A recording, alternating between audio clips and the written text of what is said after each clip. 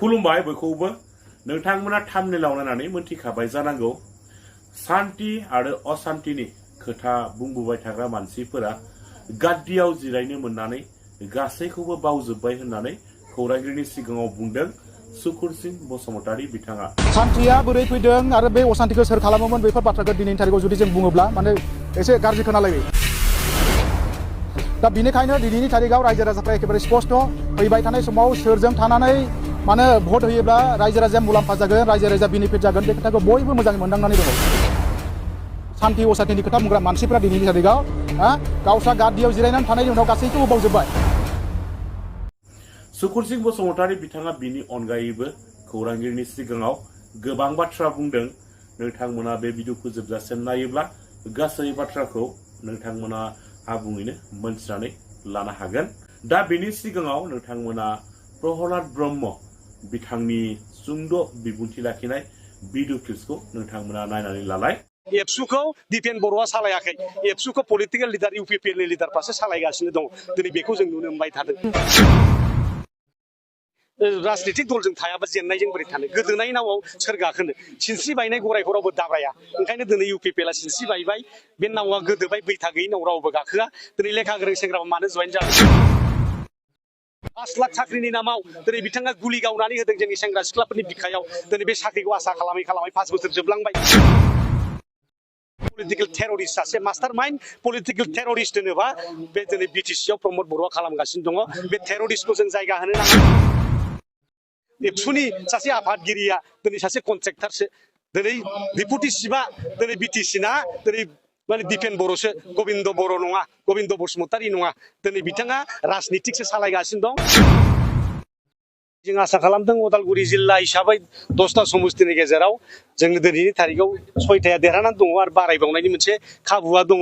मुथुथे जों 27टा समस्ति क'क्राझारनिफ्राय आरम्भ खालामनानै 40टानि गेजेराव 27टा समस्तिया देरहानानै दङ। जा अलरेडि मेजिक नाम्बारा जोंहा माने पार जानानै दंखायो।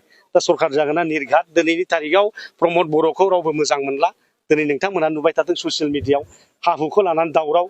खालि क'क्राझार पर्बजरानिल' बाथ्रा नङा नोंथांमोननि उदालगुरियावबो लामापारायाव जादों चिराङाव जादों बाक्सायाव जादों दिनै माबायाव जादों तामुलपुरावबो जादों। दिनै जेरावबो दिनै हानि दावराव उच्छेदनि दावराव दिनै बेबादि जाबाय थादों। आरो लोगोसे साख्रि बाख्रिनि खोथा इन्टारभिउआव फाथियो रिजाल्ट गैया। दिनैसिम बिथांमोना दिनै 5 बोसोराव 5 लाख साख्रि होनायनि नामाव 500 जन मानसि 50 जन मानसिनो साख्रि होनो हायाखै। दिनैहाय बिथांमोना थगायनाय फारि फारि थगायनाय अरुणोदय होनायनि नामाव थगायनाय आइजोफोरखौ मिटिङाव लेंलाङो चेक होनो होननानै दिनै लेंलाङा आइजोफ्राबो रागा जोंदों। दिनै बेबादिनो गासिबो बिथिङाव थगायनाय। दिनै स्कुल कलेज प्रभिन्सियेलाइजेसननि नामाव थगायबाय स्कुल कलेजथ' प्रभिन्सियेलाइज जादिया बेखौ बुंनानै लाब गैला। माने बिटिआर रेकर्ड हिसाबैनो दिनै फेलार जाबाय। बिटिआर रेकर्ड माने दिनै बिदै गला जाबाय आरो मालाय। दा बेनो फैबाय थानाय बिसायख'थियाव बिपिएफआ देरहाखासिगोन। गतिके नों देरहानाय राजनीतिक दलजों थायाबा जेननायजों बोरै थानो गोदोनाय नावआव सोर गाखोनो सिनस्रि बायनाय गरायखौ रावबो दाब्राया।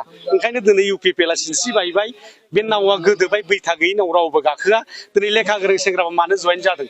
दिनै बे जोंनि सेंग्रा सिख्लाफोरनि जिबनजों दिनै प्रमद बर'आ गेलेबाय थादों। जोंनि सेंग्रा सिख्लाफोरखौ दिनै बिथाङा पलिटिकेल सन्ट्रास खालामनानै पलिटिकेल टेररिस्ट खालामनानै दिनै गुलि गावाखै खिन्थु साख्रि बाख्रिनि लब देखायनानै दिनै बिथांमोना धंस खालामजोब्बाय। 5 लाख साख्रिनि नामाव दिनै बिथाङा गुलि गावनानै होदों जोंनि सेंग्रा सिख्लाफोरनि बिखायाव। दिनै बे साख्रिखौ आसा खालामै खालामै 5 बोसोर जोबलांबाय। दिनै जों जुरुला जालांबाय। दिनै पलिटिकेल टेररिस्ट सासे मास्टार माइन्ड पलिटिकेल टेररिस्ट होनोबा बे दिनै बिटिसिआव प्रमद बर'आ खालामगासिनो दङ। बे टेररिस्टखौ जों जायगा होनो नाङा। जोंनि सेंग्रा सिख्लाफ्रा खौसे ओंखारनांगौ। दिनै जोंनि सेंग्रा सिख्लाफोरनि दिनै जोंनि फरायसुला फरायसुलिफोरनि जिउजों गेलेदों। बड'लेण्ड इउनिभारसिटियाव लेखा साप्लायनायनि नामाव दिनै दिल्लीनि कन्ट्रेक्टर दिनै सोरबा महित जैननि आरो बिथांमोननि लोगोफोरनो दिनै लेखा गांसेनि दामखौ 500 थाखाखौनो 15,000 दामाव दिनै बिथाङा बायनानै दिनै इडुकेसन डिपार्टमेन्टखौ दिनै बेफारसो खालामबाय थादों। दिनै गोबां दङ बेबादिनो इडुकेसन डिपार्टमेन्टनि फैसाखौ स्पर्ट्सआव हरनानै बाहायनानै जानाय ISPL आव बाहायनानै जानाय। आरो नोंथांमोननि बे उदालगुरि जिल्लानि दिपेन बर' एबसुनि आफादगिरिया बे ISPLनि नामाव कौटि कौटि थाखा लुथिनाय दिनै प्रमाना दङ। दिनै बिथाङा बुंदों बिथांनि जे बे सैथो बाथ्रा बेखौथ' जों बयबो रायजो राजाफ्रा बयबो नुदों नङा होमबा सुक्ति जानाय समनिफ्राय जों आराम्भ जुदि खालामोबा हा आरो अख्रांनि माने डिफारेन्स दङ हाग्रामा महिलारि सारा 2003 नि 10 फेब्रुवारियाव जि सुक्तिखौ खालामदोंमोन बिटिसि सुक्ति बे बिटिसि सुक्ति खालामनाय समाव हाग्रामा महिलारि सारा बे बिटिसिआव थानाय 26टा विभिन्न जाति जनगोष्ठीनि माने जातीय संगठनफोरनियाव सोंनानै सुक्ति खालामदोंमोन बिनि उल्थायै जे थांनाय 2020 नि जि 27 जानुवारि जि माने बिटिआर एग्रिमेन्ट बे बिटिआर एग्रिमेन्टआव बिनि अपोजिट उल्था सावगारिखौ नुनो मोन्दों प्रमद बर'आ एनडिएफबिजों जानो गोनां सुक्ति बे सुक्तिखौ गाव हाइजेक खालामनानै रावनावबो सोङा हसिया बे माने जि सुक्ति बे सुक्तिनि माने दफाफोर गावनि गोसो बायदि बानायनानै दिनै बर' रायजो राजाफ्रा बिनि फिथाइखौ भुगिनांदों बेखौ रायजो राजाफ्रा बयबो रोखा नुनानै दं दा बेनिखायनो दिनैनि थारिखआव बिटिसिनि बे 40टा समस्थियाव थानाय गासै रायजो राजाफ्रा विभिन्न जाति जनगोष्ठीनि रायजो राजाफ्रा बिपिएफ सरकारनो बा बिपिएफ दोलोनो भट होनानै हाग्रामा महिलारि सारखौ गादियाव जिरायनो थाखाय बयबो साखाफारा जानानै दं आरो बिनि गेजेराव जों मोनसे खोथाखौ जों बुंनांगोन बिथांमोना बुंनानै लाबाय थायो माने दिनैनि थारिखआव सान्थि फैबाय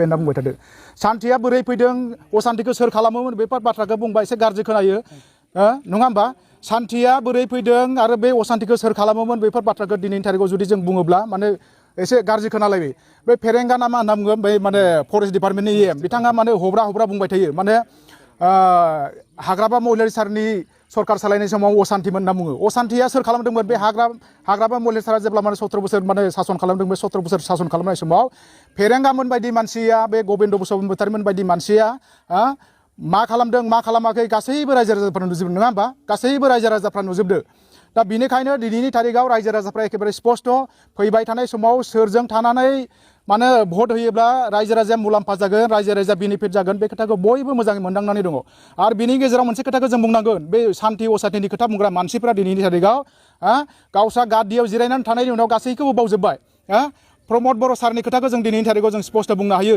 जाय प्रमद बर' सारा दुलाराय बर' फरायसा आफादाव गोबाव सम थानानै बर' जातिखौ गावनि खिथु उनाव लांनानै लोब लांफानानै आन्दलन खालामदोंमोन बे आन्दलन खालामनायाव बर' रायजो राजाफोरखौ माने गिदिर बाथ्रा बुंनानै माने फोथायहोदोंमोन बिसास खालामहोदोंमोन जायनि थाखाय रायजो राजाफ्रा बिथांमोननि उन थांनानै माने आन्दलनाव बाहागो लाफादोंमोन बिनि परिणाम बिनि फिथाइखौ जों दिनैनि थारिखआव बे 5 बोसोरनि गेजेराव जों नुजोब्बाय थांनाय बे 2020 नि जि बिटिआर एग्रिमेन्ट बे बिटिआर एग्रिमेन्ट गेजेरजों बिथांमोना गिदिर बाथ्रा बुंदोंमोन बेयाव थानाय बे बिटिसिनि मोनब्रै जिल्लायाव माने डेभेलपमेन्टनि माखासे खोथा बिथांमोना बुंदोंमोन गोदान माने माखासे फसंथानफोर बिथांमोना लाबोगोन होनना बुंदोंमोन बै गावसोरनि खुगाजों बुंनाय बे गिदिर माने फसंथानफोर बे अनुष्ठानफोरखौ दिनैनि थारिखआव बिथांमोना मोनसेबो माने बानायनो हायाखै जोंनि खाथिनिफ्राय जों एग्जाम्पल होनना जों बुंगोन जों फार्स्ट सेरफां समष्टिनिफ्राय बिथिंजाय बानासुरनि नामाव माने गहपुरनि हलंगिसिम माने मोनसे राजा लामा बानायनो गोनांमोन बे मा जादों मा जायाखै रायजो राजाफ्रा नुबाय जोंनि खाथियाव थानाय बे रौतायाव अर्गेनिक इउनिभारसिटि बानायनो गोनांबो बबाव बानायखो उदालगुरियाव एनआईटि बानायनो गोनां दंमोन बबाव बानायखो भैरबकुन्द'आव माने इन्दिरा गान्धीनि नामाव ट्राइबेल इउनिभारसिटि बानायनो गोनांमोन आरो बेबायदिनो गोबां दङ बिटिसिनि बे मोनब्रै जिल्लानि गेजेराव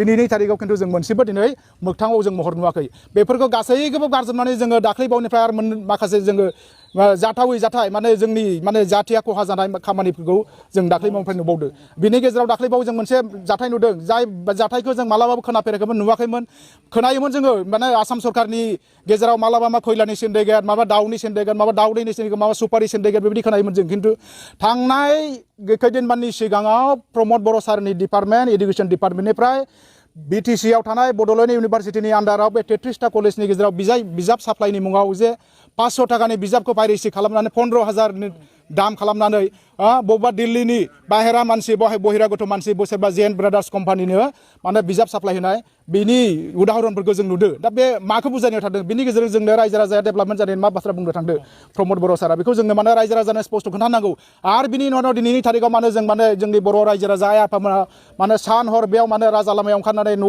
न'निफ्राय ओंखारबोनाय जाया लोङा माने गांनाय उखैनाय गारनानै सोरबा आदानि कम्पानि माने 3,600 बिघा हा होनो दिनै थांगासिनो दङ बेयाव थानाय बे बर' रायजो राजाफ्रा गोदो गोदायनिफ्रायबो रायजो जाबोदोंमोन बेयाव थानाय बे रायजो राजाफ्रा आइ आफामोना दिनै माने न'आव माने उन्दुनाय गैया जानाय गैया लोंनाय गैया असान्थि माने बे लामायाव ओंखारबोनानै दिनै आन्दलन खालामनो गोनां जादों बिनि सायाव दिनैनि थारिखआव प्रमद बर' सारा मानो फंसेबो बाथ्रा बुङाखै बेखौ रायजो राजाफोरनो बिथांमोना स्पष्ट बुंनांगौ मा खारनाव मानो दिनैनि थारिखआव बे जोंनि ट्राइबेल बेल एन्ड ब्लकआव थानाय बे हाखौ मानो 3600 बिगा गाहाम मानो आदानि कम्पानि मानो गथायनो थांदो बे बाथ्राखौ बिथांमोना स्पष्ट बुंनांगौ सरकार जोबनोसै समाव थामसा जोबनोसै इलेक्सन जानोसै फैगोन सेप्तेम्बर दानाव नङा होमबा बिनि गेजेराव बिथांमोना रायजो राजाफोरनि गेजेराव फैनानै आरो गिदिर गिदिर माखासे माबा बाथ्राफोर बुंबावो बेफोरखौ जों बुंबावला दा बिथांमोनखौ आं खावलायदों प्रमद बर' सारखौ खावलायदों बे 3600 बिगा हा जे आदानिनो होनो थांदों बेखौ बिथांमोना रायजो राजानो माने स्पष्ट बुंनांगौ